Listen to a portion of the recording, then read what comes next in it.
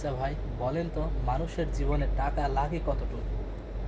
মানে কি বলবো, আমরা যারা প্রবাসী থাকি তারাও তো টাকা কামাই। তারাও দেখাচ্ছে টাকা, কেউ 50,000, কেউ 1 লাখ কামায়। তাদের একটা বাড়ি তৈরি করতে হলে 5 বছর লেগে যায়। একটু জমি কিনতে হলে বা একটু মানে সচ্ছলভাবে চলতে হলে দেখা যাচ্ছে তার জীবনের পুরা জীবনই বিদেশ কাটা লাগে। অর্থাৎ মানে অথচ দেশের কোনো মানুষ সাধারণ একটা পর্যায়ে চাকরি করলে দেখা যাচ্ছে তার টাকাই টাকা। মানে রাস্তা দিয়ে যখন যাওয়া যায় তখন বলে যে এই যে খুঁটিটা দেখছো না, বা এই জায়গায় খাম্বাটা দেখছো না, এখান থেকে সামনে 2 কিলো একজনার, ওদিকে আরও এত এত জনার, তারা কিভাবে টাকা পায়? তারাও তো দেশে চাকরিই করে।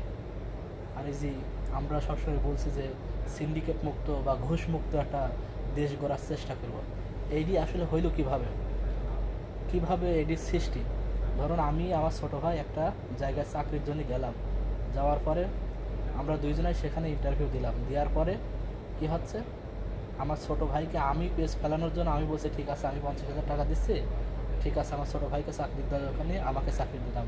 মানে এখানে কি কোনো নেই, মানে প্রতিযোগিতা নেই, প্রতিযোগিতা বাদেই একজন সামনে চলে যাচ্ছে। এর জন্যই তো ঘোষটা তৈরি হয়েছে।